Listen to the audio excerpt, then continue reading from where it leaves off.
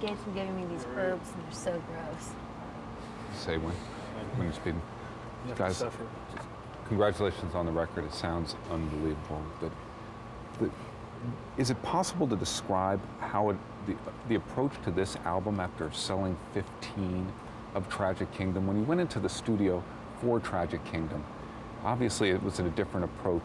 Does it make it tougher? Is it almost a double-edged sword when confronting the creative process to have sold 15 million albums worldwide? Everybody, who wants to answer that question?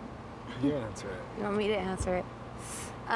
I think that we realized that was like a miracle, you know, and we enjoyed every minute of it. And you know, we toured for 2.5 years, and it was totally mad, totally crazy. And so this record was not about trying to re-experience that. This record was about being really excited about the fact that we can still be a band 13 years later and still have a chance after seeing the world and having all this experience behind us to make a record. So it was all about trying to kind of evolve and get better as songwriters, and it was a very kind of, I don't know, personal goal of ours, and it was kind of all about us getting better. And so we weren't really thinking about that so much because we knew that was totally unrealistic and crazy, and you know.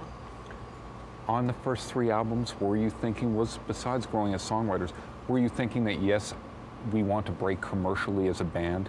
And when it actually happened, was it what you expected?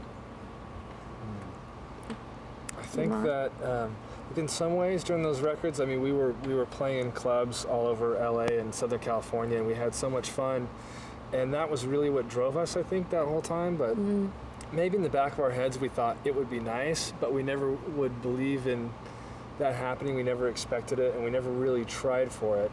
So it was that's why it was such a nice surprise when Tragic Kingdom started being successful. It was like, you know, it was like this new thing. It was really amazing just to cap off what we had already had as kind of a great local career.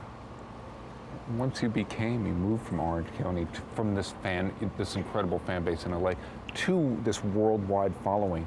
How's it been? How's the ride been? You want to answer that one? No, you go for it. Want me to answer it? Look at the next one. All right. The ride's been pretty good in my Mercedes so far. I have no shame in admitting that. I ran out of gas today in my car. It was a pretty bumpy ride.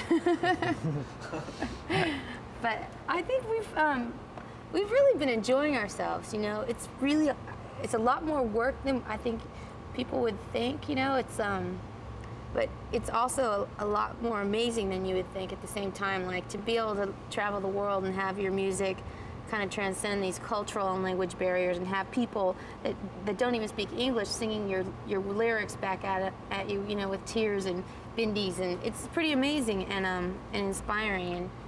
And you know, I think the success, if it afforded us one thing, it afforded us the ability to be a band still and to make this album. So we're pretty grateful. Since the last album, there's been so much change in all elements of the music world. Not only what's on the radio, your record company is different than it was when your last record came out. Everything changed. How is the music industry now that this record has come out? What do you think of the current state? When you listen to the radio, particularly the boy bands, how do you react to this? That's been a phenomenon that happened since Tragic Kingdom. What's your take on it? It is an interesting topic. Were you going to answer that? No, you go ahead. All I was going to say is that I think change is a good thing, and then I'll let you take it from there. Well, I was going to say I think there's a place for everything. There is the boy bands and, you know, the solo girl idols, and then there's the harder stuff that's happening too right now. And I think the interesting thing is we didn't really fit in 1995 when we put Tragic Kingdom out, and I think once again we're trying to, you know, find our way through all that other stuff that's going on once again. So I think there's a place for everything, and like Tom said, change is good, and things always go in cycles. And just a couple more. How people wanted to label you when this record came out, and after Tragic Kingdom came out, people want to say, well, you're a ska band, you're a punk band, everybody was so inclined to give you labels. How do you feel about that? Is it possible to say that your music defies any category? I think, at least for us, our music defies categories because we can't label ourselves, let alone have anybody else label us correctly. And I think that's one of the reasons why the ska label's probably stuck with us for so long, is because a lot of people don't even know what ska is, and they've assumed we're a ska band from so many years ago. They just keep throwing that at us because they can't describe us. And we like to be eclectic and, you know, do a lot of different styles, and that's how it's always been.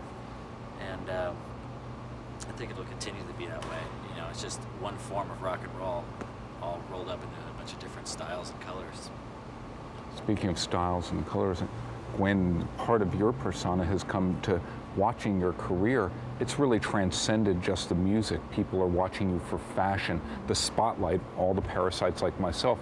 They're looking, it's on you, and they're interested in your love life. They're interested in what you're wearing, of what color your hair is. How have you handled that celebrity? How have you handled that spotlight? You know, all that stuff is it's kind of like I'm a duck with feathers, and it kind of beads off. You know, it's if you kind of thought that people were thinking about you all the time, it's kind of a weird thing, isn't it? And for me, my life is pretty much just the same as it always has been. I hang out with these guys every day, and that's pretty much what I do. I wake up in the morning, I put something on that it's gonna make me feel good, or if I have a fat day, I wear the baggy pants. You know what I mean? So it's not. I'm just like that same normal chick from Orange County that wakes up and hangs out with these guys and sings songs. So I don't know. I don't really think about that stuff too much, except for, you know, when we have shows and stuff like that, it's really fun to get all, you know, try to get the outfits together and that stuff. But I mean, I am a girl and I do enjoy that stuff, but mainly the music's what's pretty much the most important part. And especially coming off the making of this record, where for me personally, I think I'm putting in more creatively than I ever have, and to be able to like do that, it feels really rewarding. And then when everyone wants to just talk about like what color hair I have and what lipstick shade I'm wearing, it gets a little annoying. Do you know what I mean? Let's not forget your famous boyfriend too, okay? Oh yeah, that guy. But it's all entertainment, isn't it? You know what I mean? That's what we are. Last question. The band, obviously, when I saw you a few years ago when you were together and you were doing a benefit, you were giving something back. There was a real sense of camaraderie among you, real sense of community among the people you were doing that benefit for, and it was all coming from the right place. How is 14 million copies or 15 million copies worldwide done? What has it done for the chemistry, for your friendship? Has fame changed, no doubt, the members individually as they interact with each other? These guys think they're real rock stars now. They hang out, they drink, chicks, you know. I think the surprising thing we found on this album was that the relationship between the four of us was stronger than it's ever been. We had this really great chemistry going into the album. There's a lot of respect for each other when it came to being musicians and songwriters together, and giving space to each other and letting each other express what we wanted to express. You know what I mean? So it was a good place to be. Surprising after what we went through on the last tour, being on top of each other for 27 months. Yeah, it's incredible to watch, you know, someone like Adrian that joined the band and lied to us and said that he'd been playing drums for years and really only started playing since he went and saw our band play, you know what I mean? Become like an amazing drummer, you know, and to see him in the studio really bring the songs to life. And, you know, each member, it's been pretty cool, I think, coming off the tour and being able to get creative again and see how much we've grown. So it was a really fun record to make, but very, very exhausting. And we spent the last 4 months, after 2 years of like this whole making of the record, talking about it, and that in itself is very exhausting. And now we're just looking forward to going out and singing songs and playing for people, because that's what comes really naturally for us, and that's the easy part and the fun part. And so this tour is going to be, you know, we have all this energy built up, ready to share the songs with people.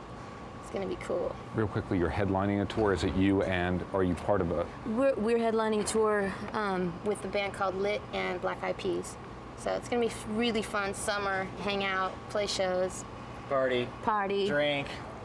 Girls, chicks, you know, the whole thing. It's going to be great. Thank you guys very much for your time. Really appreciate it. Thanks. There's a guy with a tie over there who wants to speak to you.